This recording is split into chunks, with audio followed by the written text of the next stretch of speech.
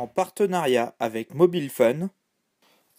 Salut, c'est Exoa pour exoaware.fr. Aujourd'hui, on va tester la clé eBridge 2 de chez Leaf, un produit que vous pouvez retrouver chez Mobile Fun au prix de 43,99 €. Alors, qu'est-ce que c'est cette clé eBridge 2 de chez Leaf? Eh bien, tout simplement, c'est une clé USB qui va pouvoir être synchronisée sur votre iPhone, votre iPad, votre iPod Touch. Alors, ce modèle de test fait 16 Go. Il existe aussi en 32, 64, 128 Go. Donc, et même 256 Go. Bon, là, les prix, après, ça part dans la stratosphère, mais ça peut être intéressant si vous n'avez pas beaucoup de place dans votre iPhone ou dans votre iPad. Et vous voyez, tout simplement, on la déconnecte. On a une partie USB qu'on vient brancher sur son ordinateur et l'autre partie Lightning qu'on vient mettre sur votre iPad, iPhone ou iPod. Donc, on va faire le test de cette clé. Vous allez voir, c'est vraiment un produit super intéressant et que j'adore. Donc, on part faire le test et l'avis dans la suite de la vidéo. Allez, à tout de suite.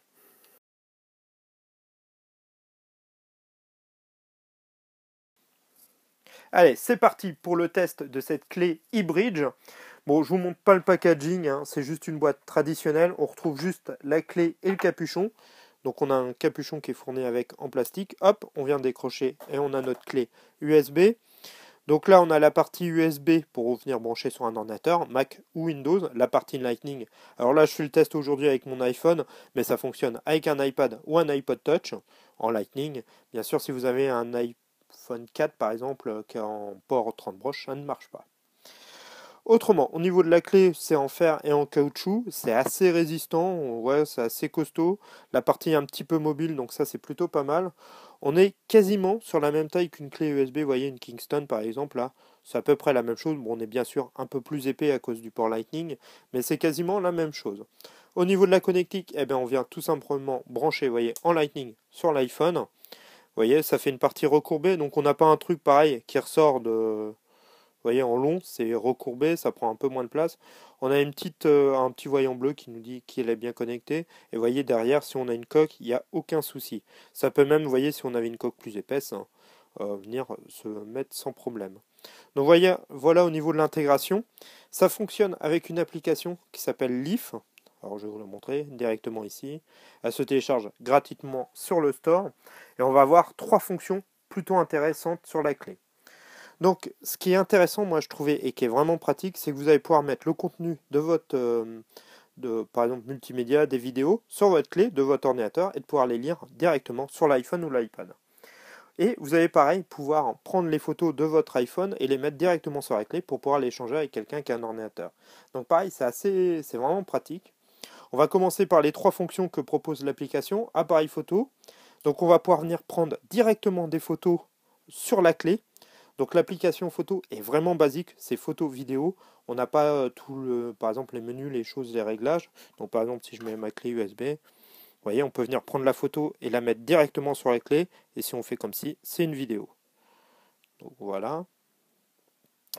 L'application photo est vraiment basique, mais ce qui est pratique, c'est par exemple si vous avez un iPhone 8 Go ou 16 Go et que vous n'avez plus beaucoup de place dessus, eh ben vous allez pouvoir prendre sans bloquer la mémoire de votre iPhone, venir prendre des vidéos et des photos directement sur la clé, et ça c'est plutôt pas mal. Donc voilà, au niveau de l'application photo, il n'y a pas grand chose à redire. Ce qui va être intéressant, c'est le visionnage de contenu. Donc il va venir voir le contenu de la clé, photos, musique, films et documents. Ça regroupe à peu près les photos, tous les formats traditionnels qu'on a en JPEG en ce moment. La musique, c'est pareil, les MP3 et tout ce qui va. Les films, ça va lire les AVI, les MKV. Je vais vous montrer le test parce que je trouve que c'est vraiment les films qui sont intéressants. Donc là, je vais vous mettre un épisode de Big Bang Theory. Vous allez pouvoir venir dans les réglages, choisir le format, la qualité et pouvoir mettre par exemple les sous-titres en français. Donc ça, c'est plutôt pas mal si vous êtes comme moi et vous regardez des VOST. Donc là, hop, on met play. Et vous allez voir, vous voyez, on a notre sous-titrage et on peut lire la vidéo sans problème. Donc ça, c'est plutôt pas mal. On va pouvoir aussi lire des MKV sans problème. Donc pareil, des formats de fichiers connus. Hein. Donc c'est vraiment très pratique pour ce point-là. Pareil, les documents, j'en ai pas, mais par exemple des PDF, des fichiers Word et compagnie, il n'y a aucun souci.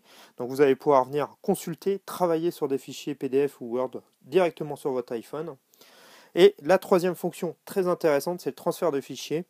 On va aller pouvoir transférer des photos de son iPhone vers la clé, de la clé vers photo, et après faire du gestionnaire de fichiers du contenu de la clé. Donc ça, c'est plutôt pas mal. Si vous avez un iPhone par exemple 8 ou 16 Go, que j'ai déjà pris un exemple, eh ben, si vous allez être saturé de photos, vous allez pouvoir les mettre directement sur la clé et quand même les avoir avec vous. Deuxième chose que moi je trouve très intéressant, j'ai déjà utilisé, je prends des photos avec mon iPhone et on vient me demander les photos. Alors vous êtes emmerdé, vous n'avez pas votre câble Lightning avec vous et il faut les synchroniser, c'est un bordel sans nom. Là, hop, vous mettez les photos directement sur la clé et c'est réglé. Donc ça, c'est plutôt pas mal. Vous voyez, pour déconnecter, hop, on déconnecte comme ceci et il n'y a plus de souci. On va quand même pouvoir voir le contenu qu'on aurait pu mettre directement sur l'iPhone. Et voilà, et on a notre clé à côté. Donc vous voyez un peu tout le potentiel qu'on peut avoir avec ce type de clé. On va pouvoir échanger facilement et partager facilement du contenu avec d'autres personnes qui ont un ordinateur traditionnel, un PC ou un Mac. Quand on va vous demander des photos ou une musique ou un machin, vous allez pouvoir transférer directement sur la clé. Et ça, c'est plutôt pas mal. Moi, ça m'arrive régulièrement de prendre l'iPhone pour faire des photos quand vous êtes à une fête ou des choses comme ça. Ah, vas-y, file-moi la photo, machin. Et là, vous vous retrouvez emmerdé. Alors, s'il y a 15 photos par mail, c'est juste l'enfer. Vous avez des fonctions avec iCloud et tout, mais pareil, ça marche une fois sur deux, où les gens, ils n'y arrivent pas. Ça, hop, vous mettez les photos dessus. Vous le passez, il le met sur son ordi, ça monte tout de suite comme une clé USB au niveau d'un ordinateur. Hein. Ça monte vraiment pareil et il va pouvoir récupérer le contenu sans problème. Donc ça, c'est vraiment pas mal. Moi, je trouve le deuxième point vraiment intéressant, c'est de pouvoir mettre tout son contenu multimédia. Pareil, si vous avez un iPhone avec pas beaucoup de capacité ou qu'il vous reste plus de place, vous allez pouvoir mettre directement les vidéos, votre musique et les photos sur la clé, pouvoir les lire quand vous voulez. Vous voyez, ça reste quand même correct, ça prend pas une place de folie. Et on va pouvoir lire tous ces films, ces séries directement tranquille dans le train. Là, je vous le fais le test avec l'iPhone, mais ça marche pareil avec l'iPad. Donc ça, c'est vraiment plutôt pas mal. Il faut savoir qu'elle existe en plusieurs capacités. Vous l'avez là en 16 Go aujourd'hui pour le test, mais elle existe en 32, 64, 128 et 256 Go. Alors je vous dis pas le prix de 256 Go, mais c'est très cher. Mais bon, au prix par rapport à la mémoire que peut vendre pour un iPhone à une époque, c'était quand même un peu moins cher. Et c'est un moyen facile d'avoir beaucoup de stockage. Pareil, de pouvoir prendre directement ces photos sur la clé, de pouvoir les échanger, tout ça, ça facilite grandement les choses et surtout la synchronisation avec l'iPhone. Par exemple, pour les vidéos avant en MKV ou vos séries, il fallait les convertir, les foutre sur iTunes et après les transférer sur l'iPhone ou sur l'iPad. C'était vraiment la mort. Et maintenant, vous les mettez directement en MKV sur votre clé, hop, vous la mettez, vous la branchez dessus et c'est parti. Le seul, et encore, c'est vite fait un reproche, bien sûr, il vous faut de la batterie. Si vous n'avez plus de batterie, vous n'allez pas pouvoir regarder la clé en même temps que recharger. Mais bon, vous rechargez avant, une autonomie quand même d'un iPad, c'est quand même de 10 heures. Vous n'avez pas trop de difficultés s'il est chargé à fond pour lire un film sans problème. Ça consomme pas énormément d'énergie. J'ai pas vu une baisse significative de l'iPhone ou de l'iPad quand je l'utilisais avec ce type de clé. Donc vraiment plutôt pas mal. En plus, la fabrication de la clé fait costaud. J'ai testé la SanDisk. Je vous montrerai. La fixation est pas pareille, c'est plus souple et tout. Là, ça fait costaud, c'est vraiment pas mal. J'ai vraiment été ultra surpris par cette clé. L'interface logicielle est super simple. Vous voyez, vous avez 3 fonctions, appareil photo, visionneuse de contenu et le transfert. C'est pas compliqué, il n'y a pas de truc à aller chercher des fonctions à droite, à gauche. C'est très simple d'utilisation. Franchement, je suis venu, mais vraiment fan de leurs produits. Ils font vraiment des trucs super bien. Pareil, il existe un modèle en fait en lecteur de carte micro SD. Si vous avez une GoPro ou des choses comme ça, pour pouvoir venir synchroniser vos derniers films en GoPro que vous avez pris. Pareil, franchement super pratique.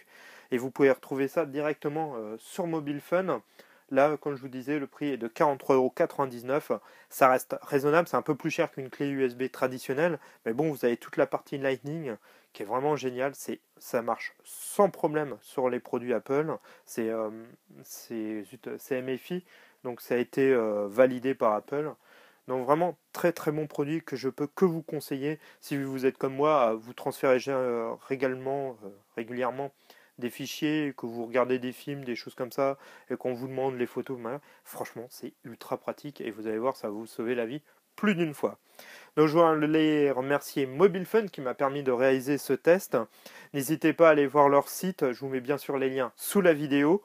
Donc je leur fais un grand big up à eux. Et puis je vous remercie parce que vous êtes toujours de plus en plus à me suivre et à me suivre sur les réseaux sociaux. N'hésitez pas à rejoindre le groupe Facebook ou Twitter ou à aller me voir sur la page ExoAware. Et puis je vous dis à très très vite sur exoaware.com. Allez, ciao!